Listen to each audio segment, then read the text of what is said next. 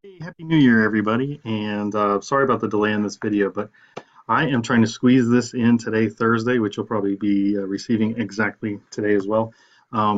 This video to get you prepped for ERPL 3 facilitation. And so it's not a lot to concern yourself about because we're, as you know, just kind of continuing a process. But I want to use this time today in this video to go over where we are now in ERPL 3, where your participants should be, and where that leads us into ERPL 4. Keeping in mind, some of the groups are paced a little differently as I've received feedback from all of you, and we'll kind of address that in this. And then also in this video, which I hope to be short, some the data from the survey, which will be in this PowerPoint.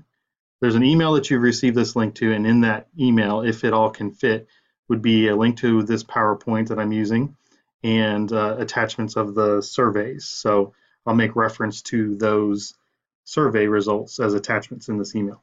So let's go ahead and get started and talk about where have we been. Really, the timeline, as you can recall, in October, this is the goal of the groups was to start some research, and that was based off of that September date. We had Paige Keeley come to teach us about formative assessments, and that could have been something embedded within their process, a new learning cycle, if you will. So if they utilize their time wisely, and many of them have, they've been embedding some formative assessment processes since October in their development of their 5E instructional model, instructional unit. The November last convening, the instructions were, okay, so 5E, you've had your discussion about that. Hopefully you've had some time to go through, someone on the group, go through this book and share out their new learning, and therefore maybe stimulate a learning cycle based on this new learning by one of their colleagues in the group. And if not that, remember this book also was cited and had some talking points highlighted for them as new learning to be another learning cycle. So now that's 3 that I continue. Understanding formative assessments more deeply from Paige Keeley, the BSCS 5E instructional model, diving more deeply into this, that could have been a learning cycle.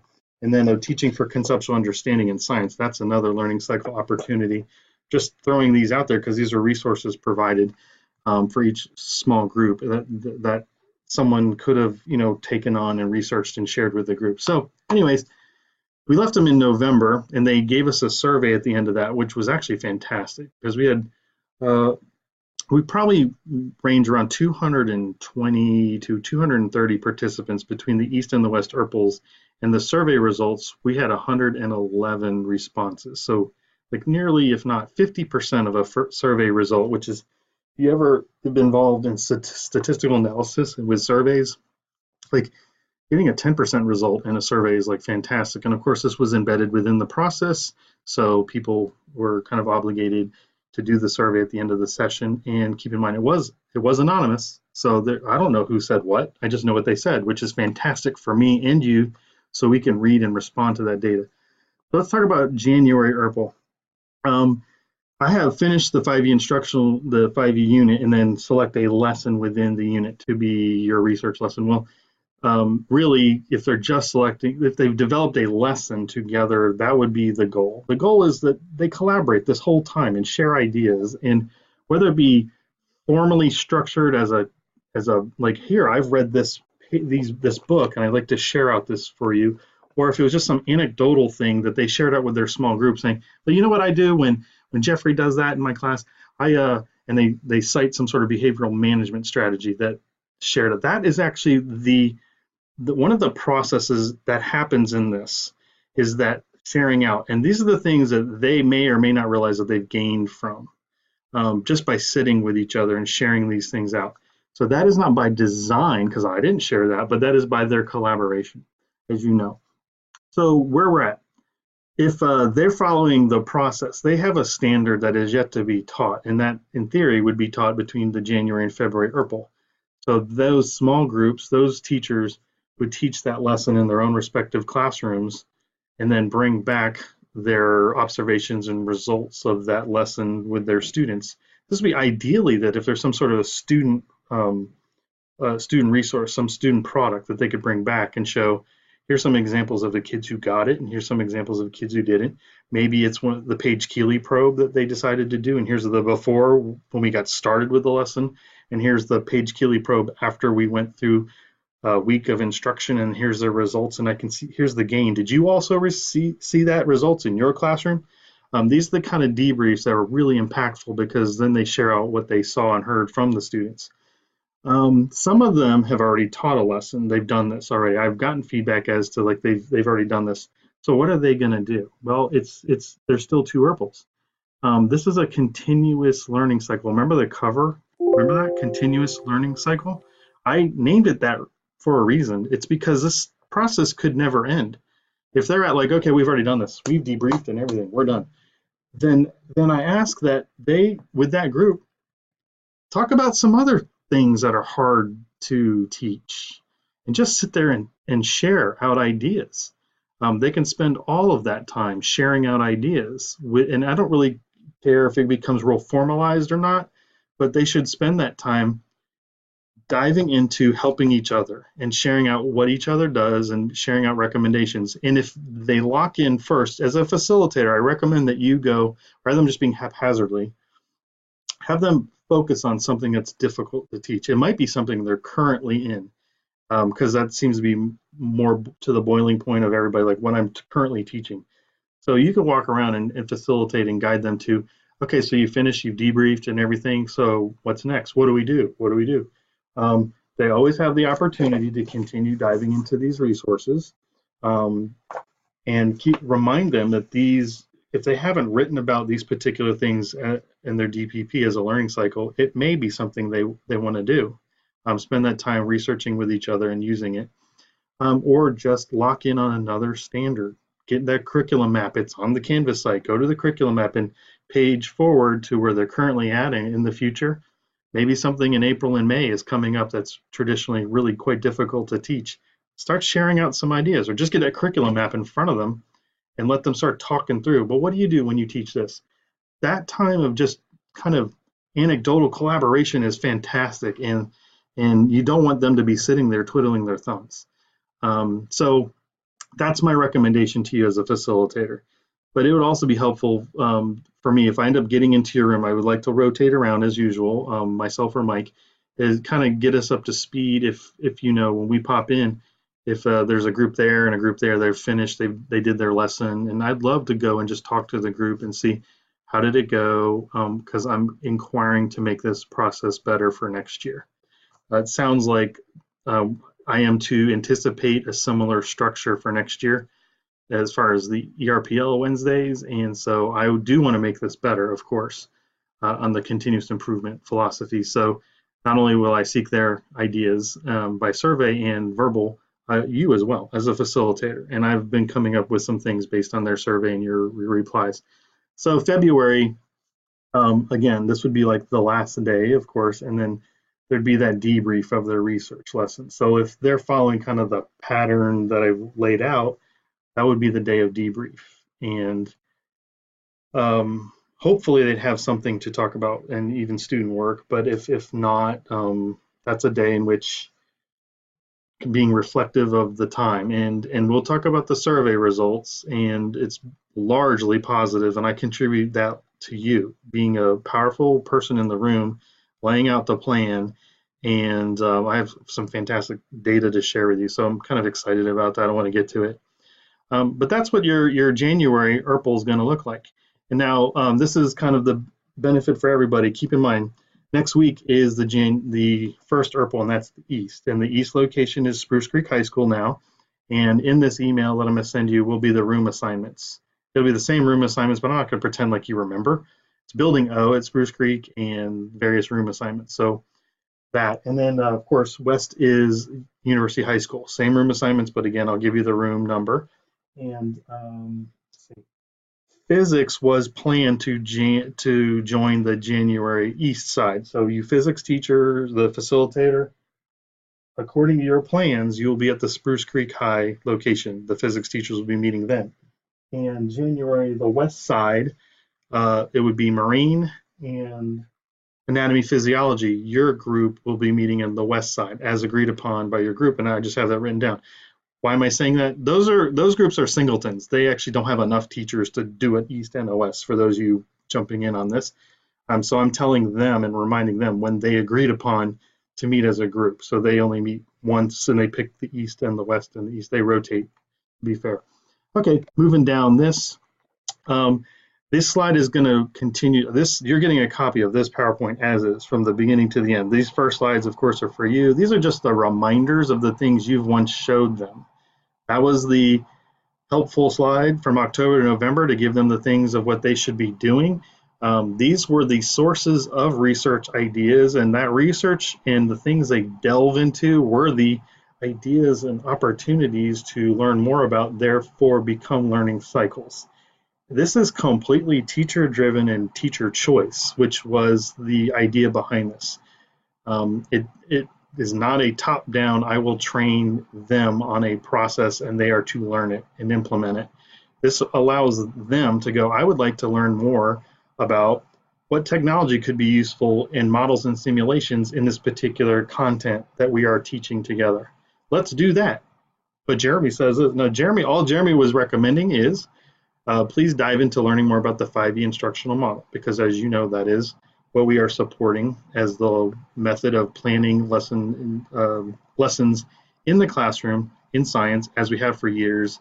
And it really boils down to the research behind that being an equitable process in science, hopefully making the science content being more equitable to all types of learners because of that process we're going through. Okay. Research lesson development, that was the November to January.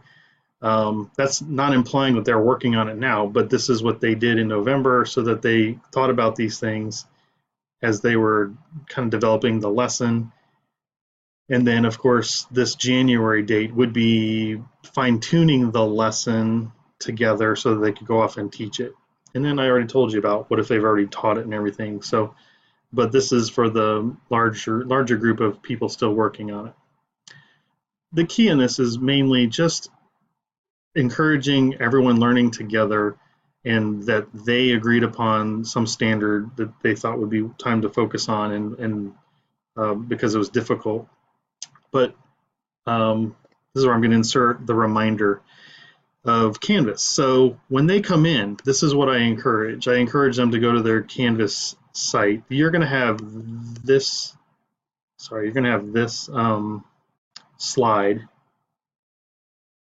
Maximize. You're going to have this slide. So what should they do as soon as they get together? They haven't been together in a number of months now. They're probably like, what are we doing again? So a good place to go is their Canvas homepage, their actual location. So all the small groups in your room should get to their collaboration area on Canvas, and their one of the people in their groups kind of facilitate. Let's revisit our group norms. Let's revisit our research standard, and let's research our research theme. And you might go ahead and fire up Canvas and model that for them. Pick your content areas EPLC Canvas site, and remember to scroll down and click on the ERPL. And this is off topic, but it might come up whenever they see the top here and it says click here to discuss the instructional materials adoption. By the time East ERPL is in session, that is the actual last day of getting survey results to rank the materials, 5 o'clock on that day. So by the time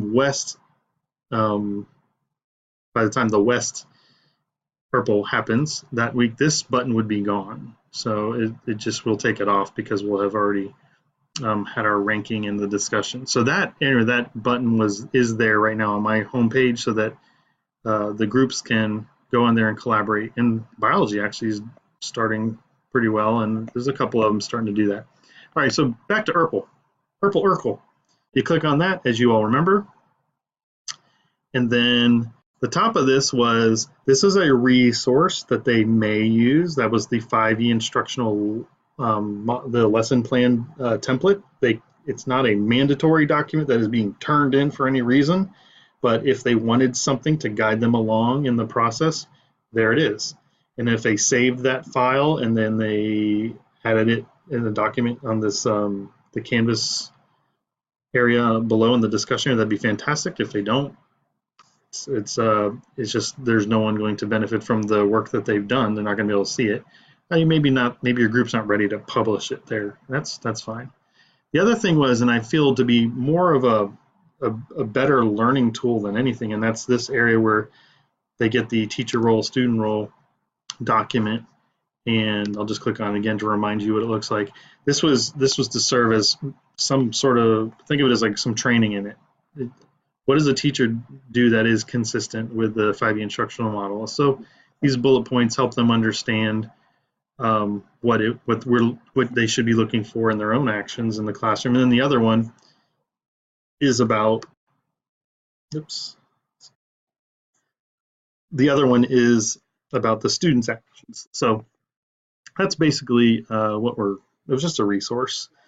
And I'm going to go ahead and click on one of these. So like a group has put their information in here. I did the East group. We're an East group in 7th grade, I think. So they had an area of their group norms, which just address the time, which is fine. And their research theme, as it's connected to their standard, it's kind of funny, but it's true. It's like humans are good and bad, and what are the ways. So it's kind of like connecting to their standard. Now their standard is the research focus. What have they decided to research on? That standard. Identify the impact that humans have had on Earth, such as deforestation, urbanization, desertification, erosion, air, water quality, changing in the flow of water. Yeah, that can be taught in a day, right? No, that sounds like a unit to me. So their unit goal, they were identifying the things that should be taught before, during, after, but now they've broken up their 5Es into different things here.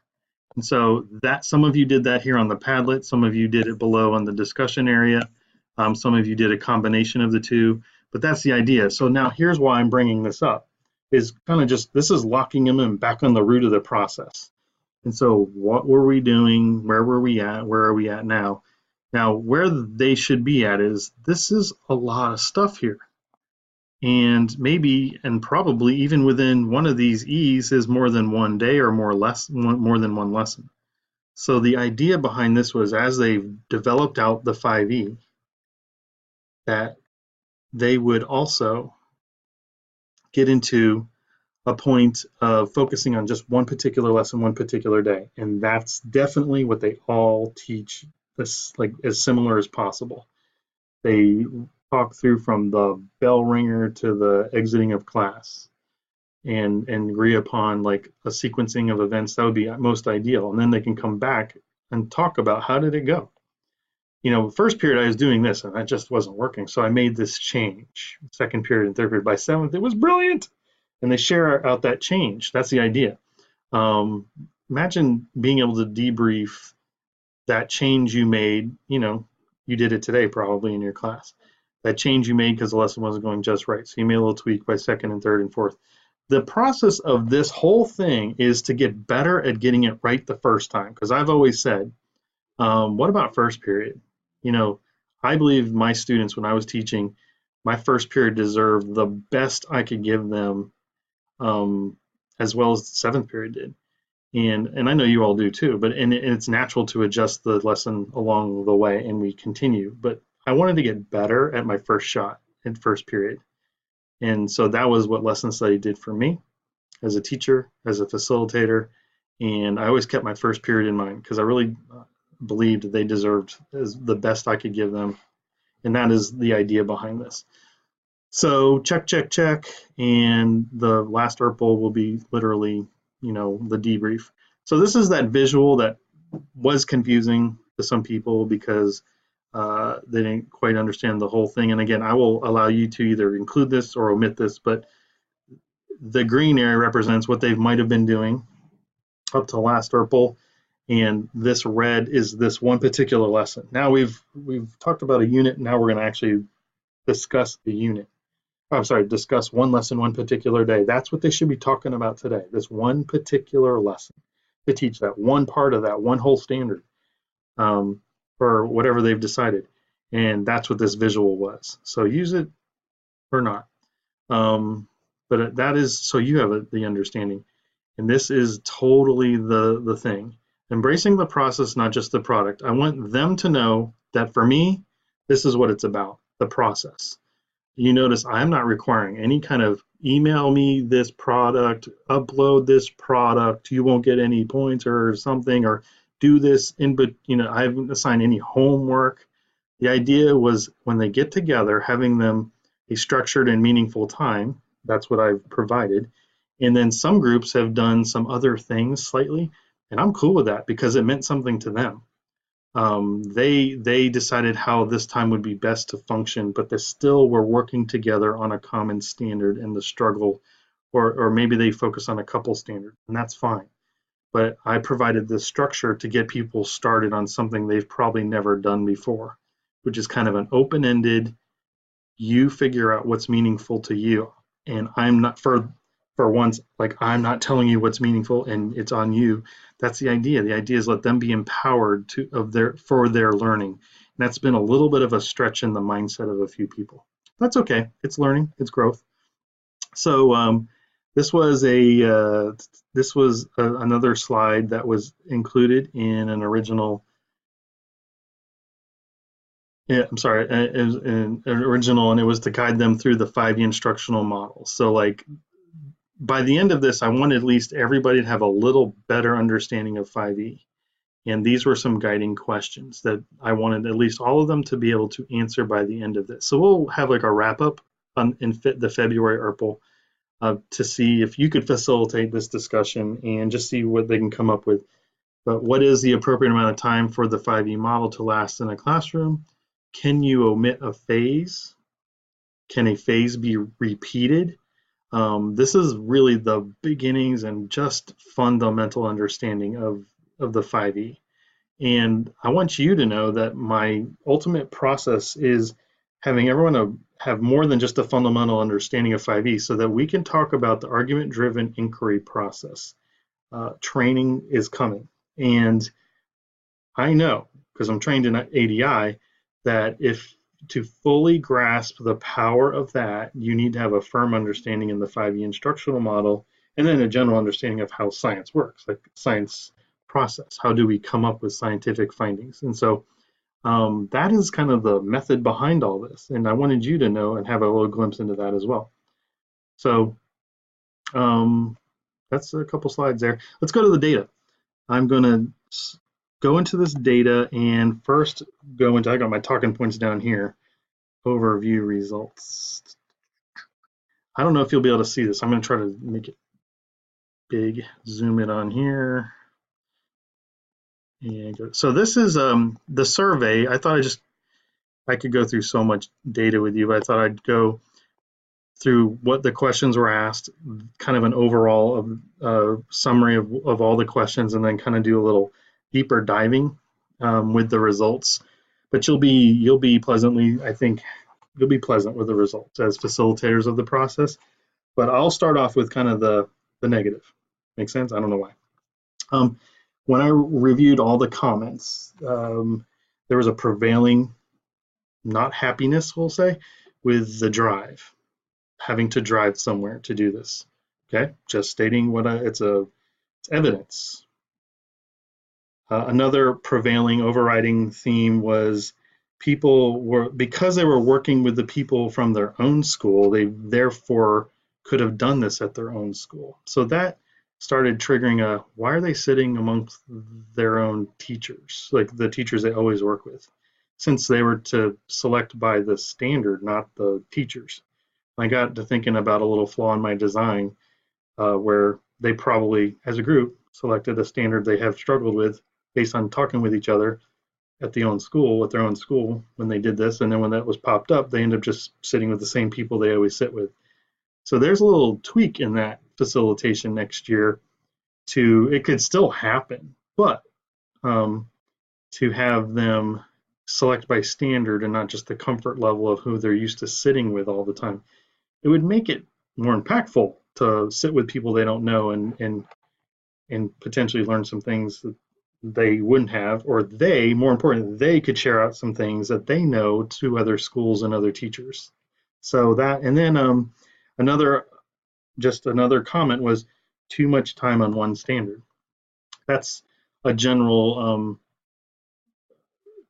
there was a general complaint about this process. It is a lot of time. It's 4 meetings, or kind of like the professional learning day. It's a lot of time to talk about one standard. But the standards are pretty robust. And since it was a self-selected standard, many of them, not only in just content, there's a lot to talk about. Of course, how to teach it, techniques to teach it. It's I'm listening to that though, because maybe the design of this is not best to just focus on one standard. So we'll talk about this together someday as facilitators and me, the kind of the architect. Let's talk about that. Maybe it'd be better to break this up into having them select more than one standard and not dedicate this whole time, because that is truly a lesson study like process, but that takes some more one-on-one facilitation that you guys aren't able to do because you have so many people in the room. So I'm processing this to make it better. So let's talk about the results of this survey. So I'm just going to scroll and you'll probably see bars, and I'll give you, if the numbers are too small to see, I'll just report it to you. This one is I attended. So the green and the blue represent the East and the West. It's almost a fantastic 50-50 split of who replied. So that's kind of cool. And this was, remember, after the second ERPL in November. Second question is, we selected to focus on science standard that students typically have difficulty with. So that was like, we wanted that to be a driving reason why people would sit amongst each other to spend all this time together. Look at that. If you can see, it's 12 people either disagreed or strongly disagreed. I'm like, okay. So they end up sitting amongst a group dealing with a standard they don't agree with, that this was typically students have difficulty with. It was self-selection. You didn't force them, and I didn't force them to go in any particular group. So that's okay. It's anonymous. I don't know who said it. This one was just, I attended which session. So you can see which session had a lot of responses because some of them have a bigger group than others, and that's okay. It's just a nice representation of everybody. Question 4 was, I understood the goal between ERPL 1 and 2 was time to research for resources to share with my group connected to our agreed upon science standard of focus. I was asking that question to go, did they understand what we're doing? That you need to kind of, this time period is a research time. We're not actually writing the lesson. And I was asking it to see, did they get it? And well, here's the results. Yeah, over 90% of them said agree or strongly agree. So good job for you, the facilitator, conveying this process, having them understand this is the time period to research and think. It isn't necessarily the get to work and get to lesson planning. And I know many of you expressed to me that they just wanted to get to work and write the lesson. And I told you, I go, that is exactly what everybody wants to do in lesson study first. Forget about all the goal setting and this. Let's just get to it. And this 90% means you did a fantastic job in getting them to hold back and be more mindful of the process and learning from each other, with each other, going through this process. So kudos to you all. Fantastic. Question number 5 says, I enjoy this time to collaborate with my colleagues. Okay, here are the results. Well, I mean, it's overwhelmingly positive. About 80% of the people were in the agree to strongly agree. They like to collaborate with their colleagues.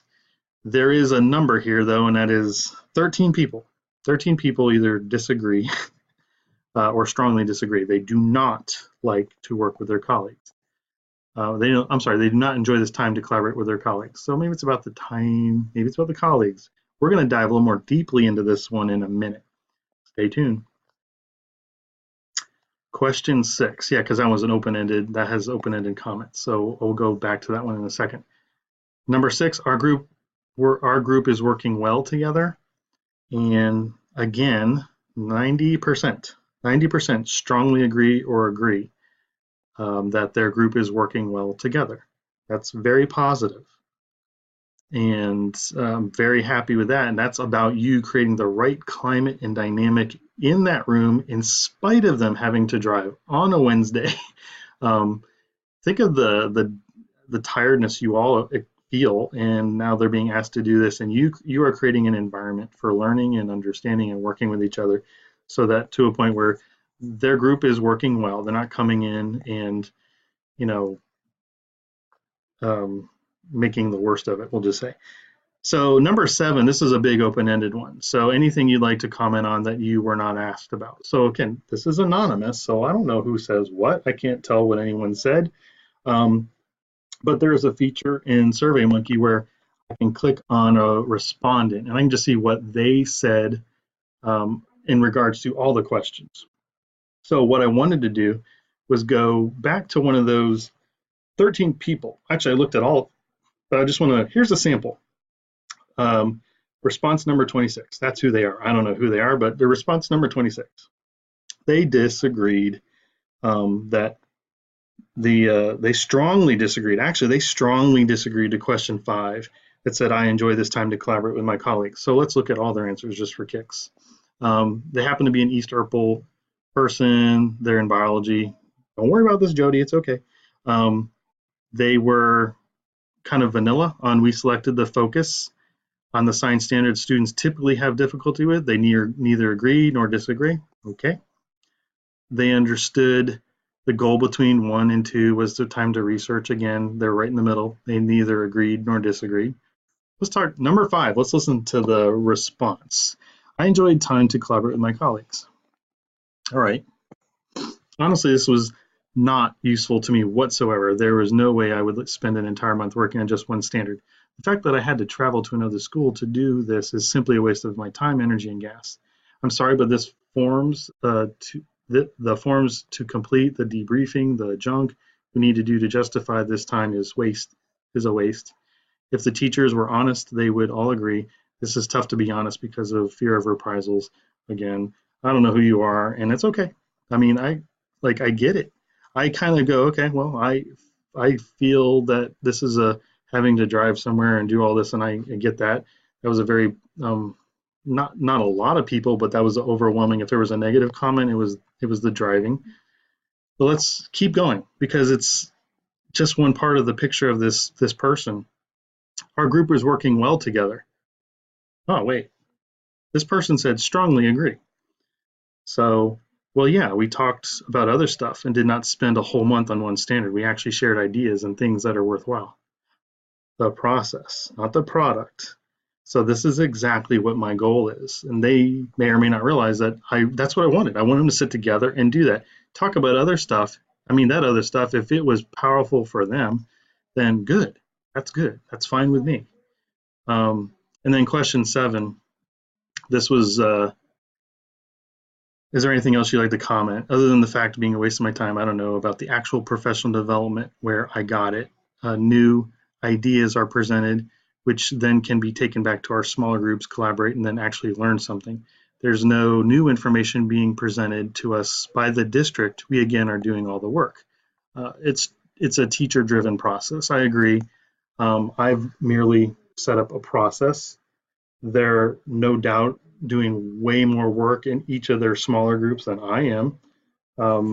But I provided this, and this for the new learning choice, and is not district top down. So I just wanted to like kind of say that actually this person is getting it and benefiting from it, not happy about the drive, but ultimately when they were with working well with their colleagues, they strongly agreed. So I'm okay with that, but I like to dive into it, and wanted to talk about that. So anyway, that is just one example of it. There was 12 people. There were 12 people that were kind of in the negative, and they were kind of all like that. It was negative in some regard, but there was other positive things about it. And I did take to note some of the negative responses, but largely positive, keeping in mind there was a lot of those responses that were 90+% of the people were agreeing and strongly agreeing with the process. And I contribute to that to you, the facilitators, doing a great job in a very difficult task. Because, I mean, facilitating one group in a process is hard enough, but to have multiple groups in a room trying to facilitate making sure they're driving and moving forward, that is basically what you've been asked to do. So you're doing a great job. Keep it up. I hope this video at 35 minutes wasn't too long, but there was some good stuff at the end. And if you have any questions, this is a time where we don't really have a lot of time to go back and forth. So email me and I'll watch my emails. But this has been a crazy week. We're in the middle of a lot of things, textbook adoption and lots of stuff, as you know. So have a great week. Well, weekend. It's Thursday, and hopefully you'll get a chance to check this out either today or tomorrow. Eastside people, email me quickly because it's Wednesday. Have a great day, and talk to you later.